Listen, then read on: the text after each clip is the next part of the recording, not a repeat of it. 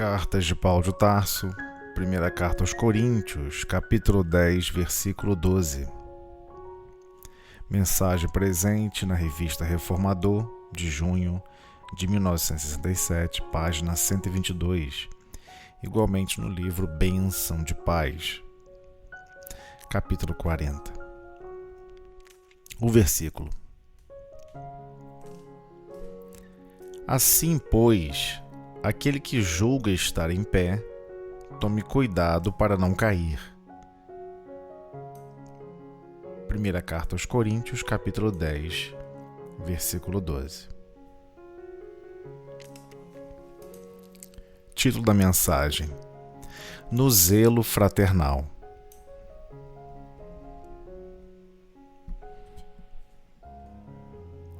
Observaste, com pesar, todos os irmãos do caminho que se jogaram em situações aflitivas, angariando para si mesmos complicados problemas na sombra.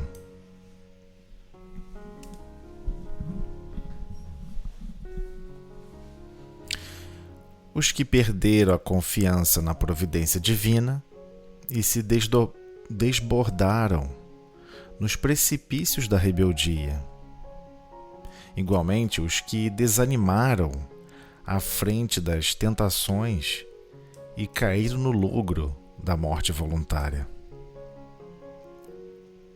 Os que abandonaram as obrigações santificantes que lhes competiam a pretexto de fadiga ou dificuldade. Os que esmoreceram, enfraqueceram no serviço de elevação espiritual e buscaram repouso nos refúgios da ilusão. Os que se aprisionaram nas armadilhas da delinquência. Os que se enrodilharam, complicaram nas teias da obsessão.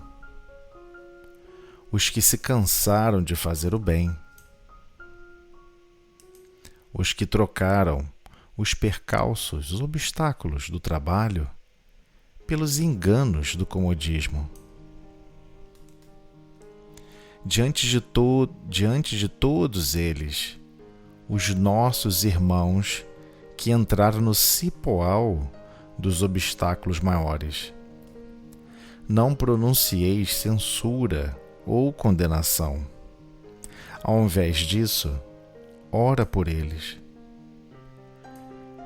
Recordemos a sábia advertência do apóstolo Paulo: aquele, pois, que pensa estar em pé, olhe, não caia.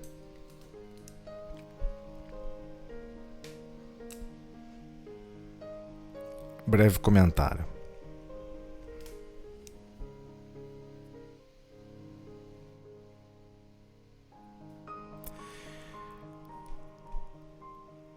Em todas as formas de convivência, em todas as formas de estarmos buscando a nossa transformação, temos que compreender o que realmente significa estar participando com zelo fraternal. O título da mensagem, aplicado por Emmanuel, esclarece algumas características que, por vezes, nós deixamos passar despercebidos e precisamos dilatar essa percepção.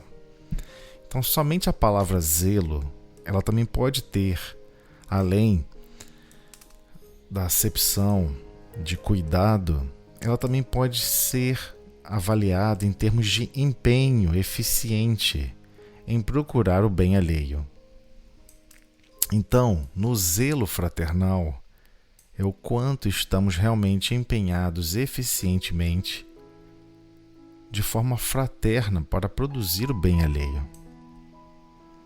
E quando isso nos é destacado, precisamos começar a observar como cada um de nós estamos agindo e reagindo diante da vida.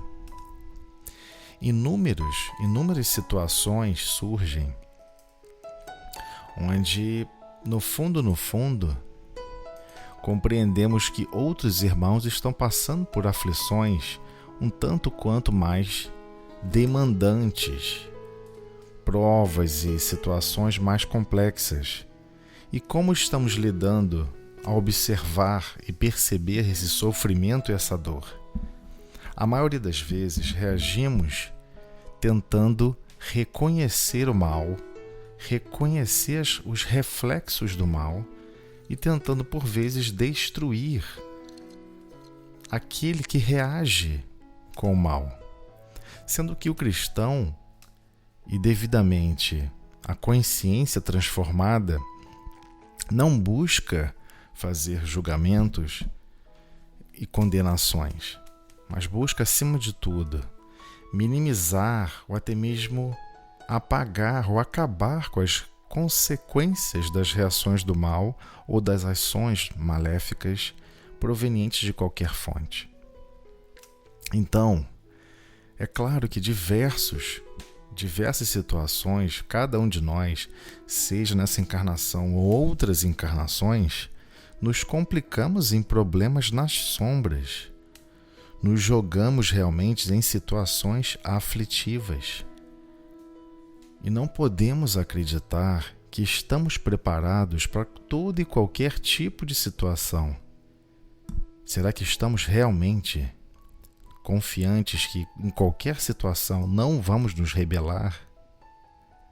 Porque muitos de nós só nos sentimos realmente confiantes na providência divina quando tudo sorri, quando tudo funciona em perfeita harmonia com os nossos desejos centrais.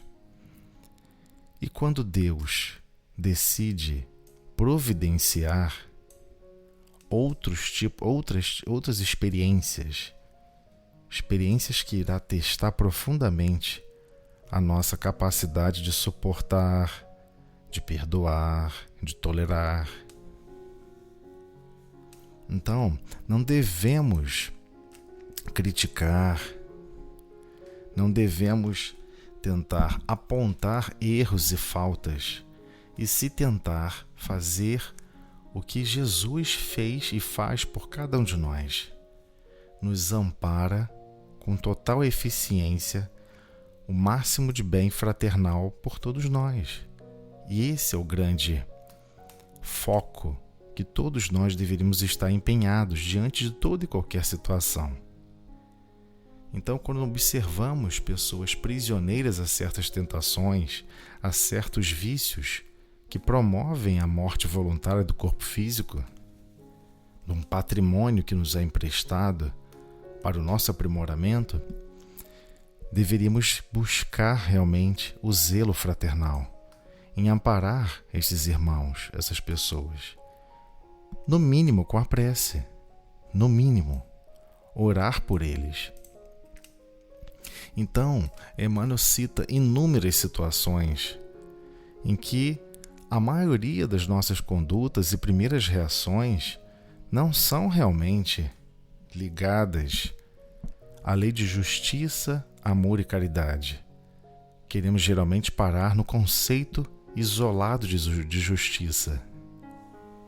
O problema é que não conhecemos a justiça de Deus, apenas a justiça dos homens.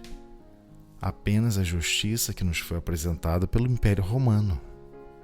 Então, quando observamos alguém em delinquência, cometendo crimes, roubos, assassinatos, rapidamente queremos igualmente condená-los.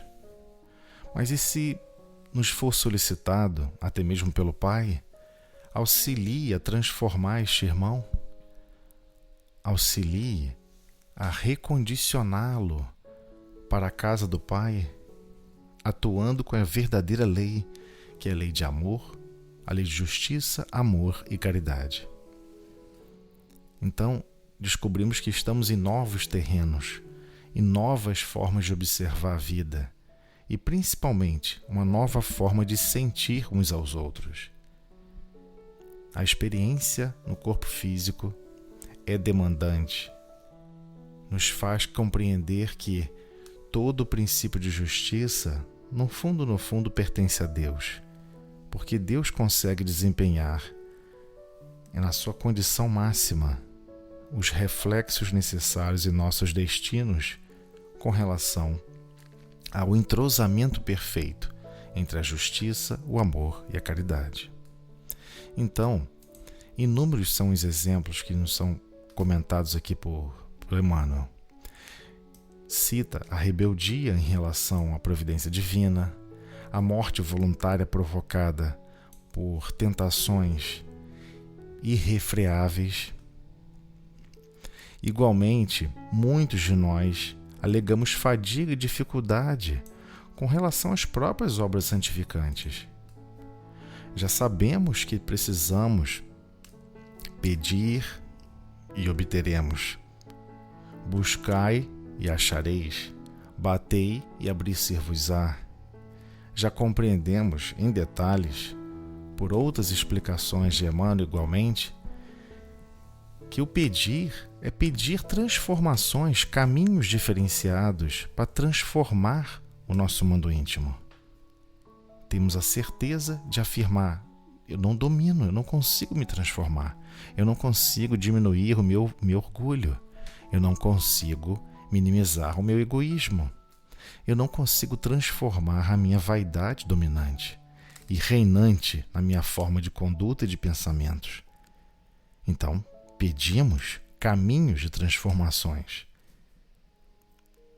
E, igualmente, precisamos aprender a buscar formas mais bondosas de agir, de falar, de pedir, de perdoar, formas que o Cristo nos ensinou por exemplos de vida, não por um simples discurso ou descrições de um livro, o qual a poeira e o tempo destroem. Precisamos compreender que o Evangelho é uma fonte viva de alimentação para a alma em termos de aprendermos novas condutas. Igualmente, precisamos compreender que bater a porta é bater solicitando serviços a Deus em que estaremos exercendo a vontade do Pai e não a nossa. Queremos agora atuar em atividades de práticas do bem, transformando o nosso mundo íntimo, mas exercendo não mais a nossa própria vontade, mas exercendo a vontade do Pai. O que o Pai acha que é melhor? O que Deus acha que é melhor para os destinos de todos nós, de cada um de nós e dos circundantes na romagem do progresso. O bater a porta é a solicitação de serviços edificantes. Então não podemos fugir a essas obrigações, porque certamente já percebemos. Buscar, pedir, buscar e bater.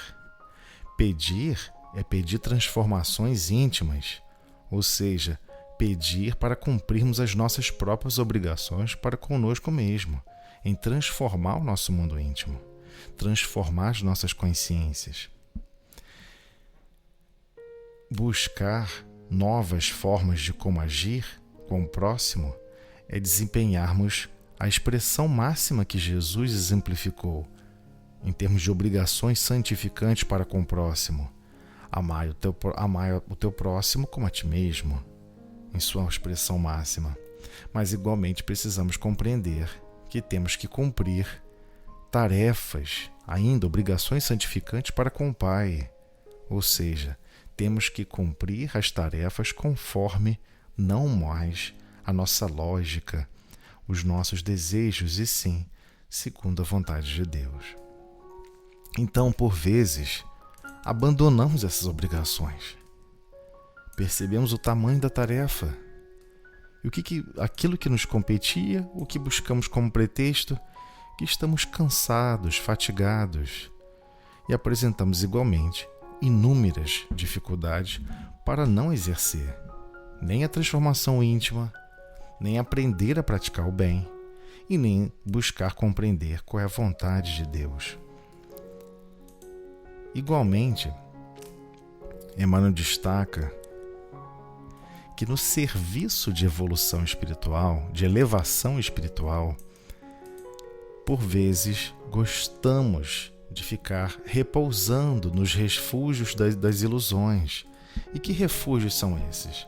São os refúgios dos enganos e das peripécias que a vida material nos cobre.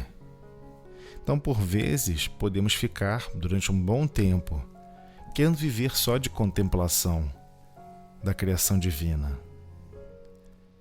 E esse refúgio de ilusão não promove elevação espiritual.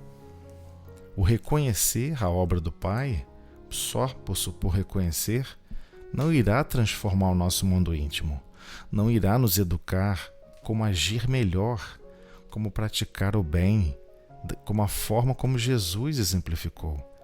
E muito menos vamos compreender qual é a vontade do Pai, apenas no simples objetivo de um refúgio de ilusão, de simples contemplação.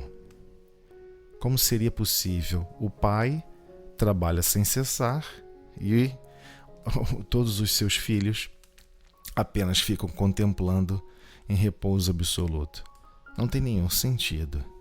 Então, se Deus trabalha continuamente, Ele aguarda que cada um de nós façamos o mesmo. Então, os que se aprisionaram nas armadilhas da delinquência.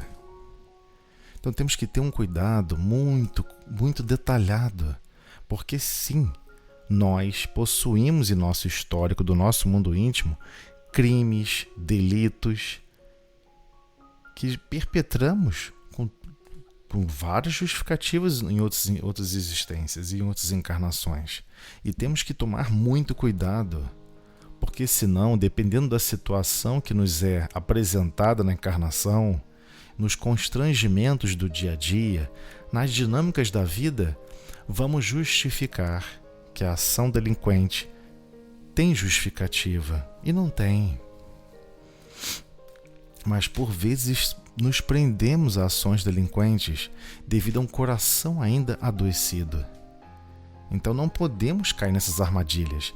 Temos que manter a vigilância dos nossos pensamentos, manter a vigilância dos nossos focos essenciais, como vida em ascensão para o Pai, vida em progresso para o Pai.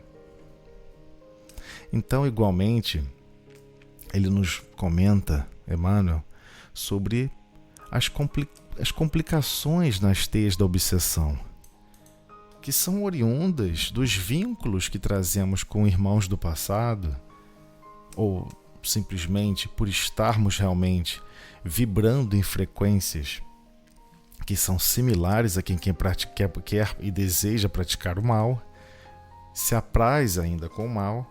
Temos que compreender que precisamos fazer um esforço muito, muito grande para não cairmos nessas teias. O desejar o mal de um político, o desejar o mal de uma pessoa pública como forma de justiça, por vezes surge como um simples pensamento. E quando vê, já domina a sua vontade, a sua forma de sentir a vida, a sua forma de vibrar durante o dia inteiro. Se não tivermos cuidado, a obsessão nos fascina e acreditamos estar desempenhando as observâncias de justiça, como se o mundo tivesse abandonado sem nenhuma governança divina. Então, precisamos ter muita atenção com relação a essas teias da obsessão, porque elas se iniciam com ideias fixas e por vezes elaboradas, qual uma teia muito bem traçada e detalhada, nos cercando os pensamentos e impedindo o nosso real objetivo. Mas nós mesmos aqui mergulhamos nessa teia, nos apaixonamos por essa teia. Então, precisamos mudar o foco, compreender os exemplos do Cristo. Orai e vigiai. A vigilância é para com o nosso mundo íntimo, em especial, e não simplesmente vigiar terceiros. O vigiar a terceiros deve ser sempre focado em qual o bem que eu posso estar fazendo que eu estou distraído e não estou cumprindo. Então, igualmente, ele continua: os que se cansaram de fazer o bem. Então, a gente não pode deixar de perceber um detalhe muito, muito íntimo da condição moral em que habitamos. Estamos ainda com dificuldade de como fazer o bem. E quando estamos fazendo, queremos que ele tenha um tempo circunscrito aos nossos objetivos pessoais. Algo que vai durar 2 anos, que é um bem que requer um desapego, uma conduta de doação muito maior do que imaginávamos, por vezes desistimos nos primeiros 3 semanas. Igualmente, nós somos convidados a fazer a prática contínua do bem no lar. E quantos de nós argumentamos que cansamos de praticar o bem em casa, cansamos de tolerar, cansamos de servir? Ou seja, somos extremamente demandantes que o bem seja moldado à nossa forma de enxergar a vida. Só que não é assim que o Pai nos educa. Deus nos educa criando situações e constrangimentos que vai sempre exigir de nós fazer o bem por muito mais tempo, fazer o bem de uma forma muito mais contundente. E precisamos nos empenhar ao máximo em cumprir essas possibilidades que nos são traçadas nas rotas do destino. Então ele continua: os que trocaram os obstáculos do trabalho pelos enganos do comodismo. E é muito natural, diversas pessoas estão vivenciando diversos obstáculos do trabalho e querem vivenciar uma ideia de não mais fazer absolutamente nada. A concepção é tão forte, as implicações são tão fortes, que a própria medicina da Terra já observou. Quando as pessoas colocam na mente que quando chegar na fase da velhice não querem fazer absolutamente nada, essa mensagem é também enviada para o corpo físico. E o corpo físico entra num processo de autocensura às próprias situações que são enviadas pelo grande comandante, pelo grande escritório de comando do corpo físico.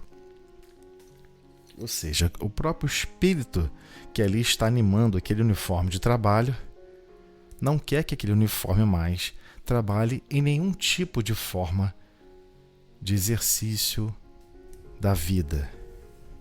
E por vezes é isso que ocorre.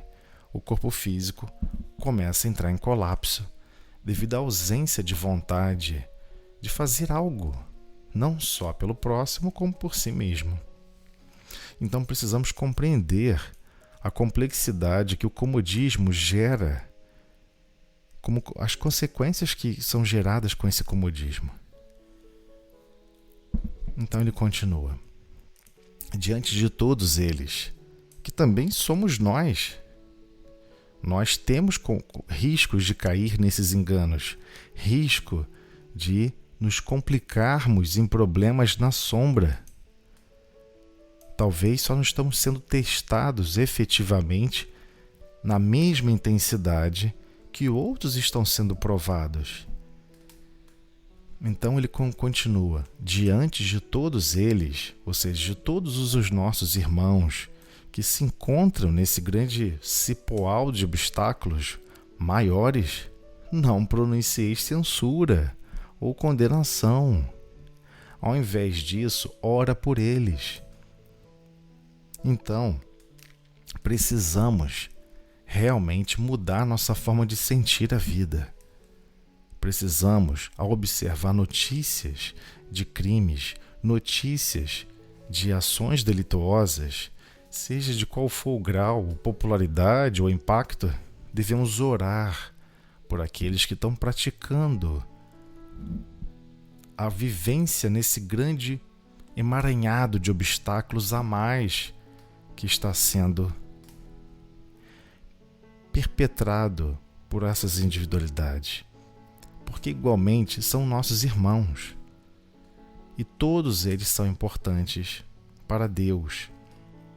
E como podemos amar a Deus de todo o nosso coração, de toda a nossa alma, se por vezes estamos censurando e condenando o outro, o próximo, que na verdade igualmente faz parte da criação?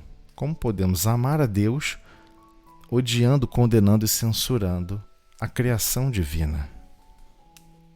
Então precisamos compreender, todos nós estamos na jornada de transformação moral e seremos provados e medidos em diversas situações da vida. E como vamos nos portar? Vamos superar os obstáculos ou vamos sucumbir igualmente a esse cipoal de dificuldades maiores que nos podem ser solicitadas sobrepor? Então ele continua: recordemos a sábia advertência do apóstolo Paulo.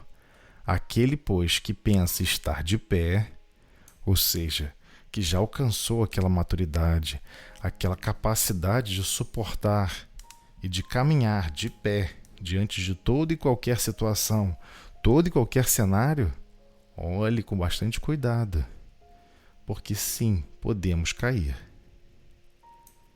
Então, orai e vigiai é igualmente vigiar como estamos reagindo para com o próximo.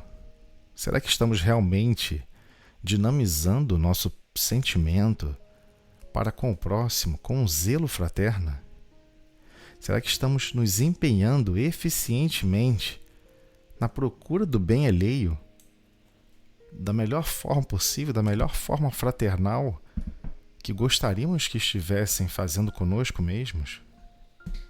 Então precisamos meditar com muito cuidado, porque hoje, em apenas 2, 3 ou 4 semanas de acesso a mídias, seja televisiva, seja mídia da internet, todos os modos de comunicação, nos é despejados os problemas, os enganos, as escolhas equivocadas de milhões de pessoas do mundo afora.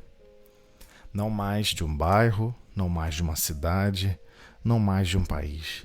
Todos nós estamos interligados com notícias, e a maioria das notícias são vinculantes e vinculadas a atitudes equivocadas, escolhas equivocadas, distantes da conduta de progresso que Deus traça para cada um de nós, geralmente relacionadas a complicações, a problemas que nos arrastam para as sombras, situações aflitivas. E como estamos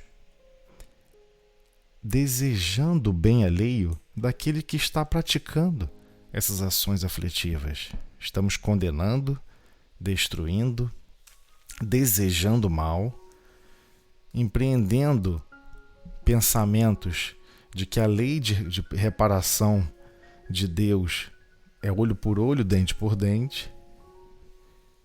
Então, precisamos compreender que a primeira lei divina é uma lei de amor. Amar a Deus sobre todas as coisas, de todo o teu coração, de toda a tua alma, é deixar claro, o amor é o principal fator decisivo de progresso, decisivo de transformação. E como podemos amar a Deus odiando o próximo, que é criação divina e que está no momento de situação aflitiva, escolhendo situações e destinos ainda mais complicados e sombrios. Devemos orar por eles, transformar a nossa forma de agir e reagir, especialmente dominar a nossa conduta mais interna do nosso mundo íntimo. Para isso requer muito empenho, Precisamos aprender a orar por todos, especialmente por aqueles mais equivocados e mais endividados com as leis divinas, porque não podemos nos enganar. Quem sabe não será cada um de nós amanhã, em provas mais demandantes, em situações mais aflitivas. Como vamos reagir? Vamos manter nossa confiança divina? Vamos desanimar ou não diante das tentações? Estaremos abandonando as nossas obrigações edificantes? Ou quem sabe estaremos esmorecendo diante do serviço de elevação espiritual? E o pior, por que não? Podemos chegar até mesmo a cair nas armadilhas da delinquência, ou nos complicarmos ainda mais nas teias da obsessão, quer sendo vítima, quer sendo algoz, o produzir, atuar no processo de obsessão, seja ambos no corpo físico ou um deles fora do corpo físico, não importa. Os que igualmente se cansaram, quem sabe a gente não se acaba se cansando de fazer o bem e opta por não fazer nada. Ou pior, opta por praticar o mal pelos princípios da delinquência. Então, precisamos tomar muito cuidado, porque somos almas informadas. Ainda não somos almas transformadas. Ainda não transpiramos e não vivenciamos ainda os sentimentos que Deus nos apresentou através do Evangelho, onde Jesus pessoalmente exemplificou na sua máxima pureza o que é amar, o que é realmente reconhecer as marcas de quem vive em máximo expressão para o Pai. Tomé não estava buscando, naquele período, reconhecer simplesmente, duvidar se Jesus estava materializado ou não durante a ressurreição do Cristo. É porque no livro Boa Nova nos explica mais em detalhes que, na verdade, Tomé tinha uma preocupação grande. Afinal, qual é a marca que me diferencia? Qual é a marca que me apresenta como aquele que busca o divino, que busca estar em dia para com as leis de Deus e, acima de tudo, busca exercer a vontade do Pai? E no final, Jesus apresenta a marca. Eis a marca. E apresenta as mãos para os pulsos, né? Apresenta os pulsos, então, as marcas do martírio para Tomé. Então, naquele momento ele reconheceu o máximo de desvelo, o máximo de amor para com o próximo. E por vezes somos submetidos a situações onde aquele que mais ama o próximo, por vezes acaba sendo vítima desse próximo. Mas por amor aos ideais divinos, as marcas que perpetuam no progresso e na eternidade são as marcas da ação do bem, e não as reações de revolta, de indignação, de querer impor justiça, de demandar transformações do outro. Então, precisamos confiar que Deus possui os mecanismos, e sim, Jesus está sempre nos ofertando novos rumos, novos destinos, para que possamos, por vezes, repousar de tantas queixas, de tantas brigas, de tantas ações delinquentes. Por vezes temos encarnações e mais encarnações de entre safra, para depois sermos cobrados novamente em situações mais complexas. E precisamos e demandamos isso. Gostaria de ser provado que com relação à riqueza eu não serei avarento, que com relação à riqueza eu não buscarei a riqueza em detrimento, ou seja, em prejuízo de terceiros. Então, a obra de implantar o reino de Deus em nossos corações, ela é tão complexa que requer a vigilância dos mais pequenos detalhes. Por que pensamos assim sobre terceiros que estão praticando mal? Por que reagimos assim para com o próximo, que hoje é chamado de criminoso e que no fundo, todos nós ainda padecemos das mesmas moléstias?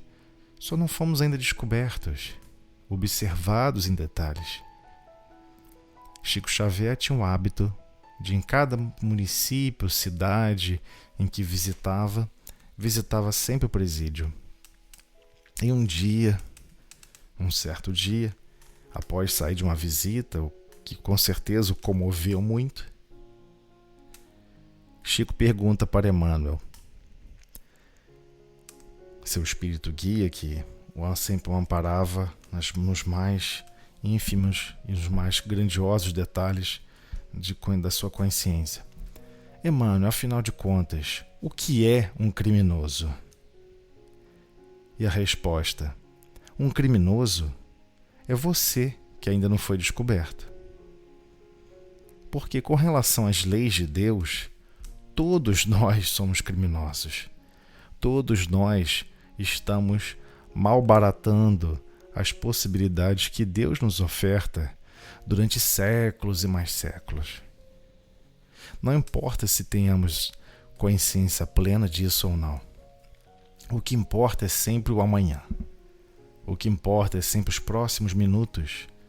O que escolheremos estar fazendo, como vamos escolher estar sentindo e como vamos estar dinamizando os nossos sentimentos para com o próximo. Especialmente para aqueles que caem, que erram, que cometem diversos enganos e inúmeros equívocos, complicando com mais obstáculos ainda os próprios destinos. Como Jesus mesmo esclareceu, Jesus não veio para os sãos, e sim para os doentes. Não só doentes do corpo físico, mas especialmente os doentes da alma, que naturalmente transbordam em reações para com o corpo físico. Então precisamos realmente modificar o como estamos vivenciando a lei de justiça, amor e caridade. O quanto que ainda não encontramos ainda no nosso mundo íntimo a harmonia entre esses três pilares que repercute em todos os detalhes das leis divinas.